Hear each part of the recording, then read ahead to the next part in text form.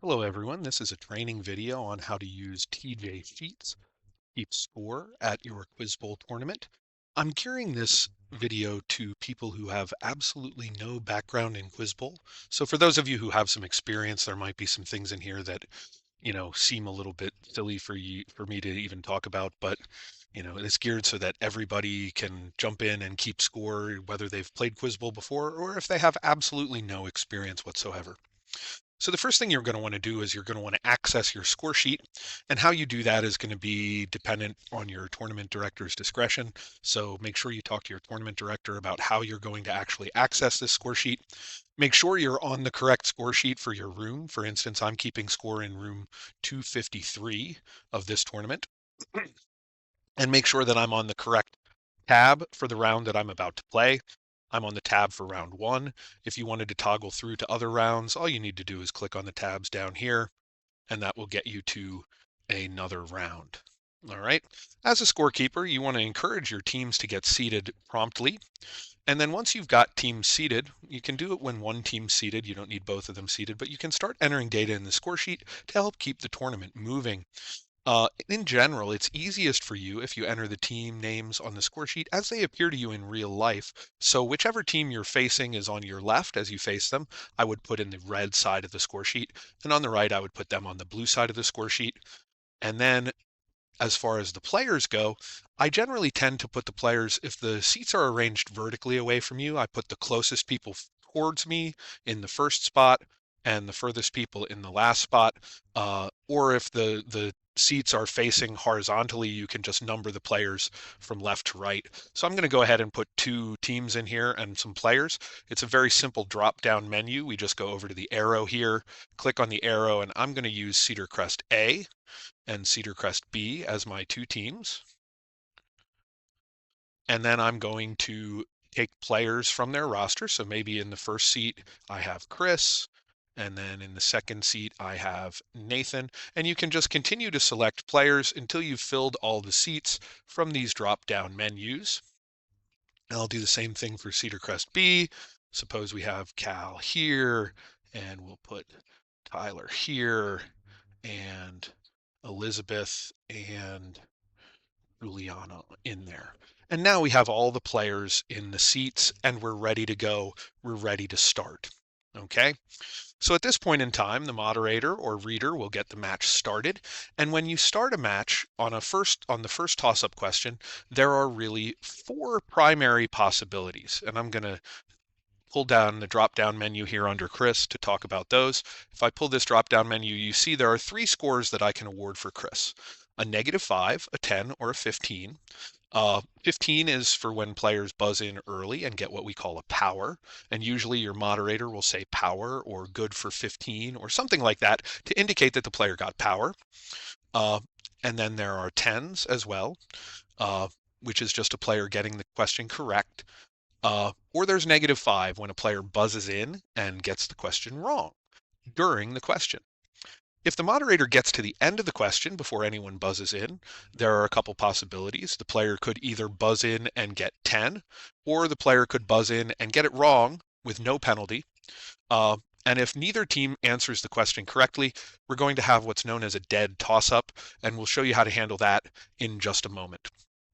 So suppose we're playing, and on question number one, Chris buzzes in, and Chris gets 10 on that toss-up. So we can just select 10, and that puts 10 in there for Chris. And now I can select for Cedar Crest, I can go over here to the bonus column, and I can choose how many bonus points they get. So the options 0, 10, 20, and 30. And your moderator will help you with that. They'll tell you, they got 2 correct, in which case it's worth 20 points. And so you're going to go ahead and select 20 points. Let's say they got 2 correct and 20 points. And what you notice here is when I do that, this row gets grayed out. And by the end of the match, we want all the rows to be grayed out because that says that they're complete. Okay, so that's the first thing. We look at this and we're going to just enter based on what they buzz in and get. We're going to enter a result for a player. Make sure you're paying attention to which player buzzed in so that you can assign points to the correct player, and then bonus points to the correct team. So maybe in toss-up 2, Tyler buzzes in early, answers it correctly, gets a power. So he'll get a 15, and then we'll give a bonus to their side, and maybe they get all 30 on the bonus. And now question 2 is grayed out. And we're going to keep doing that and go throughout the entire gameplay. What happens if neither team answers a question? So let's say question 3 is red. Let's say Devin buzzes in and gets a -5. And then no one from Cedar Crest B buzzes in to answer the question, and it's going to be a dead toss-up.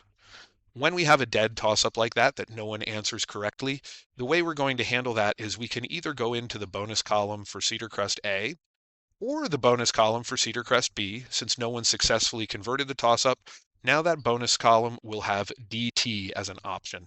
And so we're going to choose DT, and that will complete that toss-up cycle and move us to the next question. That's the primary basis of how we do everything in here. We're awarding toss-up points. If a team gets a toss-up, we award them the appropriate bonus points, and it'll gray down and move you to the next question. If there's ever a question that nobody answers, we fill it in with that DT to move on to the next toss-up. Now, I'm going to go ahead and just fill in a bunch of dead toss-ups here so that I can get down to halftime, which is where we would normally go next. And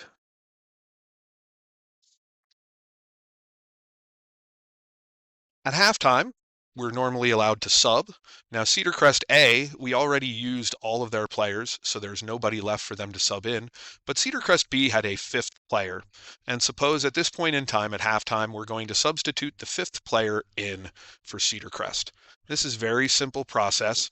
We're going to suppose they're going to put Luca in, and they're going to take Juliana out. Now, this is all happening after toss-up 10. So down here at the bottom, when we see toss-up in, toss-up out, we want to select toss-up 10 as where Juliana is going out, and we want to select toss-up 10 as where Luca is going in. And now they will be credited with statistics following that point. So now suppose Luca buzzes in on the next one, say he gets a 10. We see how it gives him credit for the 10 down there. By the way, this is a good time. If you ever make a mistake, suppose Luca didn't get the 10, we can highlight this cell and click backspace and it'll erase it. And that's how you want to erase any errors that you might make. You want to use the backspace. But now if I tried to give Juliana a toss-up down here, since she came out, it should give me an error if I put 10 in there. Let's see if it does. Ooh, it didn't give me an error. I don't know why that is. It should give me an error if I give her points when she's not in the game. Do I maybe need to fill that in? That should give me an error. I'm not sure why it's not.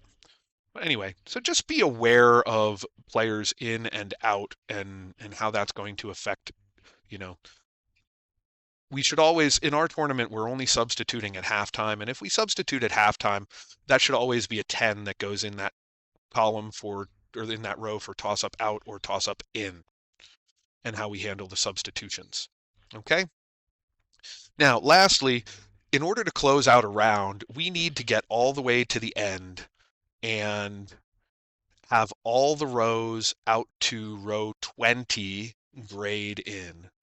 So if we go all the way down here and we get to 20,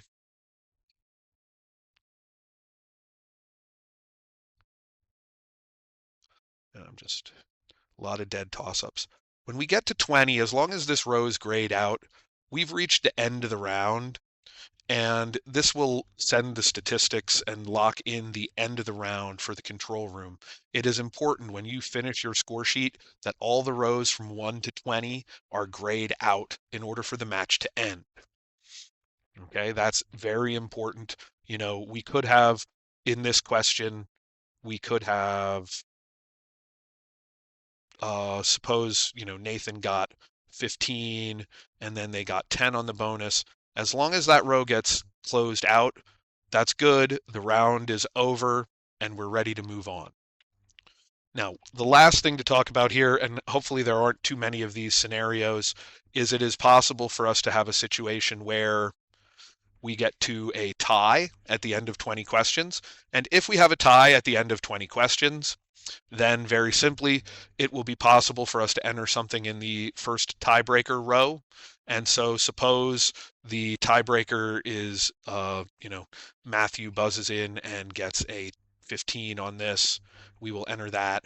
And then the tiebreaker has ended the match. And that's grayed in to indicate that that's where the match has ended. All right, so I think I've pretty much covered it all. We know how to enter scores in, we know how to enter substitutes in, we know how to control the drop-down menus and enter teams in, as well as toss-up points and bonus points. If you have any questions, go ahead and feel free to contact me. You can put something in the comments of this video, and I will be more than happy to try to answer your questions. But this is your training on how to use the TJ Sheets. All right, thanks a lot. Bye-bye.